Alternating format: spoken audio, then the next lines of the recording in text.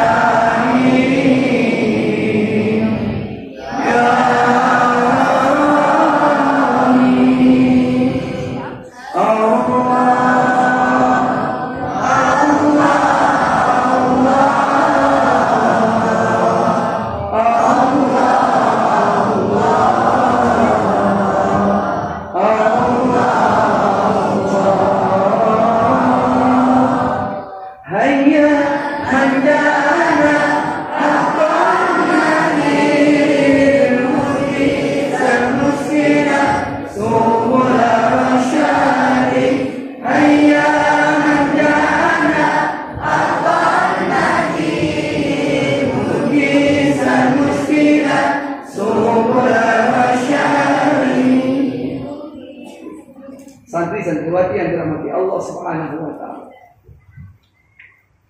Satu hari baginda Rasulullah sallallahu alaihi wasallam datang ke masjid. Di masjid di Madinah disebut dengan Masjidun Nabawi. Artinya Masjid Nabi. Masjid beliau, dan di sana adalah beliau tinggal. Rasulullah itu tinggal di masjid. Di depan gedengnya Nabi, rumahnya Nabi disebut dengan Rawdah. Jadi kalau sekarang kita pergi ke Mekah, Rasulullah wafat dan dimakamkan di gedengnya.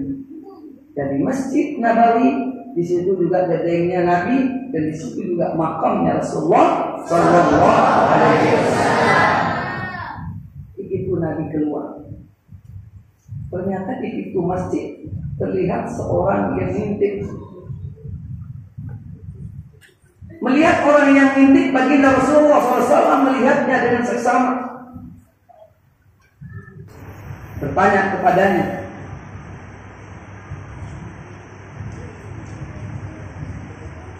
kenapa kamu tidak masuk ke dalam masjid?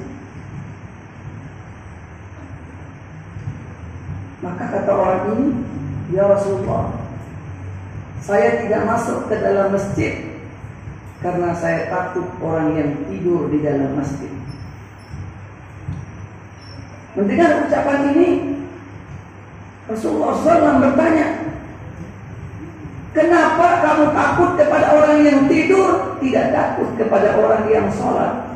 Ternyata di samping orang yang tidur itu ada orang yang sholat. Kata orang ini, ya Muhammad, aku tidak takut kepada orang yang sholat. Kenapa kata Rasulullah? Orang yang sholat itu adalah orang yang bodoh, orang yang jahil. Bahasa Sasak apa? Bodoh. Ya belum. Lalu yang tidur bagaimana kata Nabi? Yang tidur itu ya Rasul, orang yang alim. Lalu kau takut kepada orang tidur? Iya, aku takut orang tidur. Kenapa? Kalau aku masuk menggoda orang yang bodoh itu, lalu kemudian salah sholatnya, terbangun orang yang alim itu, dia perbaiki sholatnya orang bodoh, maka orang bodoh itu sah sholatnya. Maka aku tidak masuk, biar sholatnya salah. Hina sekali orang yang bodoh. Jadi orang alim, ulama, tidurnya ditakuti oleh setan. Sedangkan orang bodoh, sholatnya setan kita amigdal. Teman kita terusan, telu bulu, orang meong. Ngomongkan setan kita dengan bulu. Maka Rasulullah SAW bersabda, naumul alim afdalu min ibadati jahil. Kata Rasulullah SAW, tidurnya orang alim lebih afdal daripada ibadahnya orang jahil. Salat, Allahu Akbar, salat, tapi wudunya salah. Sah salatnya? Allahu Akbar, niatnya tidak bisa, tidak ditahu. Niat itu dikatakan sunnah. Sah salatnya? Tidak. Jadi berdirinya salah, rukunya salah, sujudnya salah. Semua salatnya tidak diterima karena salah. Alhamdulillah, Pondok Pesantren At-Tahkim Sholeh Nahdlatul Wathon Diniyah Islamiyah Permatan hadir di hati Bapak Ibu kalian. Allah Akbar. Suaramu terlalu kecil. Di luar Allah Akbar. Di dalam Allah Akbar. Di luar dan dalam. Hadir di hati bapakmu, hadir di hati ibumu, dan kamu datang ke tempat ini. Insya Allah Bapak Ibu guru kalian telah membuka 10 jari tangannya, buka hatinya, buka pikirannya, akan diberi kalian ilmu. Bagikan cerek, oke, bagikan kocor dan gelasnya. Ketika kita menerima ilmu ini, umpama kocor, ini umpama gelas itu pasti lebih bawah dan cereknya angkat di atas, maka tertuanglah ini. Dalam menilai ilmu, kita penuntut ilmu harus merendah di hadapan guru-guru kita. Paham tidak? Kalau kita ingin dapat ilmu, dengar, mau dapat ilmu? Mau dapat ilmu? Maka kalau guru kalian, tadi saya umpamakan berikan gelas dan kotor, ini kotornya di atas, dituangkan airnya gelasnya di bawah. Kalau ini gelas di atas, kotor di atas, bisa nggak ilmu masuk? Bisa nggak air turun? Tidak akan bisa. Orang sombong tidak akan bisa terima ilmu. Orang lebih hebat merasa dari gurunya tidak dapat ilmu.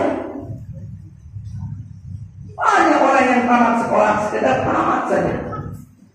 Tapi banyak orang yang biasa-biasa, akhlaknya, adabnya dengan gurunya, lalu kemudian begitu tamat, udah saya cari pekerjaan, dan dia dihormati, dia dihina-hina. Karena akhlak adabnya. Karena itu yang pertama, tidak boleh kita terlambat menuju ilmu. Yang kedua, kita harus lebih dahulu hadir di tempat mencari ilmu daripada guru kita. Yang ketiga, tidak boleh suara kita lebih keras daripada suara guru kita. Yang keempat, jangan tertidur di waktu kita belajar. Yang kelima, jangan berbicara ketika guru kita berbicara sebelum kita dikasih berbicara. Mungkin dikasih bertanya, murid-muridku sekalian, silahkan bertanya. Maka kalian telah mencatat pertanyaan, angkat tangan. Assalamualaikum warahmatullahi wabarakatuh. Ustaz, guru, saya mau bertanya, 5 tambah 5 sama dengan berapa? Boleh. Ketika guru menjelaskan, dia juga ribut di belakang. Dia sambil musik di belakang. Andai ku tahu ini akhlaknya tidak ada menjadi santri. Akhlaknya utus menjadi penuntut yang baik yang dapat berkah dan hidayah. Karena itu akhlak yang 5 ketika ada dalam pikir seorang pelajar, akhlak yang 5 ada dalam hati seorang pelajar. Pertama, dia tidak terlambat mencari ilmu. Yang kedua, dia tidak bolos ketika mencari ilmu. Yang ketiga, Allah berikan berkah dan hidayah dalam ilmu. 3 hal itu dia akan peroleh.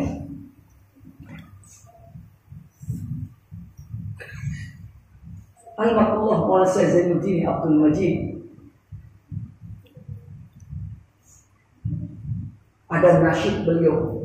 Bagaimana kita menjadi orang Lombok? Suku kita, bukan suku kita ya. Suku kita, suku Sasak. Tidak boleh berada di permukaan. Harus di atas permukaan. Ada kehebatan mereka suku-suku se-Arab Indonesia. Suku-suku bahkan se-Arab dunia. Ini Zainuddin. Paham kalian? Ya. Maka bagaimana caranya? Tekun dan jujur suku-suku belajar. Tekun, jujur, suku-suku belajar. Paham? Dengan demikian kita murid Nahdlatul Watan Diniyah Islamiyah, kita akan terbang. Dan terbang kita tinggi. Tinggi terbang kita dan jauh kita akan terbang. Panah itu dikatakan hebat, panah itu dikatakan bagus, bukan karena mereknya atau terbuat dari emas, tidak. Tapi panah yang dikatakan bagus itu adalah panah yang dibuka dari busurnya, dilepaskan sampai kepada sasarannya, itu disebut dengan panah yang hebat. Guru kita, Tuan Guru Bajang menyampaikan hikmah fatwa Imam Asy-Syafi'i rahimahullah ta'ala. Kata beliau, Imam Asy-Syafi'i rahimahullah ta'ala pernah berfatwa dalam pendapat beliau, pandangan beliau, kalau kita ingin jadi hebat, jadi luar biasa, mau jadi hebat? Mau jadi hebat? Mau jadi luar biasa? Matan tidak pernah tinggal di rumahnya. Matan itu keluar dari sarangnya. Dia lawan sapi, menang apa kalah? Dia lawan kuda, menang apa kalah? Dia lawan singa, menang apa kalah? Lawan anjing, menang apa kalah? Ular, kerbau, buaya, tidak pernah kalah. Maka itulah layan. Dia menguasai hutan dan dia menjadi raja, tidak pernah kalah. Kenapa? Dia berani keluar dari rumahnya. Kalian kalau ingin dapat ilmu, kata Imam Syafi'i, keluar dari rumah kalian untuk cari ilmu, supaya kalian menjadi pemenang ilmu. Paham? Ternyata kalau kita makan lepak lenten mulu, jangan lepak lenten. Tahu kita? Alhamdulillah. Ina aman terlebo, ina aman terlebo. Kata anakku sekolah, anakku lurus belum ada. Sekolah kalau anakku, lalu aku naik nyur. Sekolah anakku, lalu aku naik jebet. Sekolah anakku, lalu aku ngajar. Sekolah anakku, lalu aku bawa kelendeng. Kita sekolah doang. Panen tembakau, kita dikirimkan uang tembakau. Panen sedia, kita dikirimkan uang sedia. Panen, kita uang. Subhanallah. Sedikit pun tidak pernah ciri bapak ibu kita. Betul tidak? Tidak pernah ciri bapak ibu kita. Karena itu sekarang bapak ibu kita tangannya tidak mulus karena kita. Tapi perhatikan, hatinya sangat tulus untuk kita. Jangan sia-siakan pengorbanan hidup kita.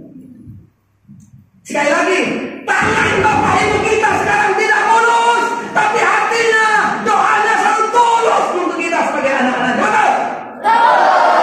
Siapa di antara kalian yang mencerca kehebatan, kemuliaan, meningkatkan, bahkan menghina kemuliaan bapak ibunya, Allah tidak redha di dunia dan di akhirat.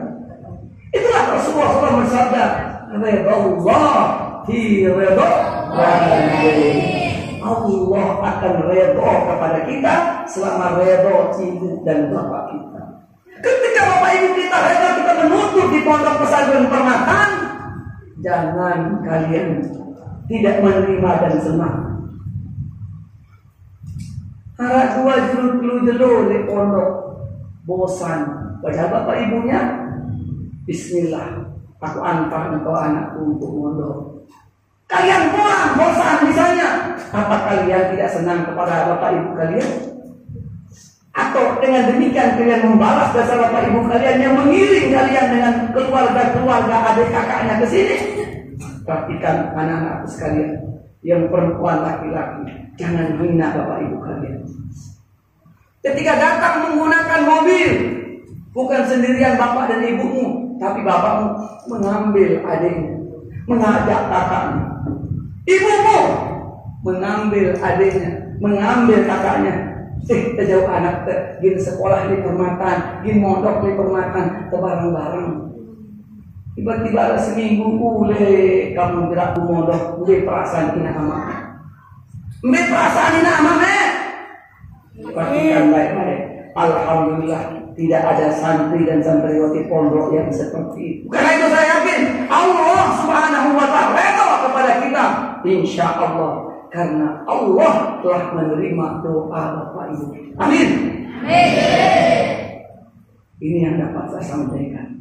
Semoga Allah Subhanahu wa ta'ala berikan hidayah kepada saya dan kita semua. Amin ya rabbal alamin. Allahumma faqihna min. Allahumma faqihna fid din.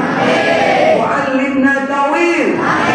Waj'alna min ibadika salihin. Allahumma ighfir lana wa li walidayna warhamhum kama rabbawna shighara. Amin ya rabbal alamin. Silakan 3 perempuan untuk bertanya dan 3 laki-laki untuk bertanya. Wallahul muwaffiq wal hadi ila siratal rasyad. Assalamualaikum warahmatullahi wabarakatuh. Waalaikumsalam.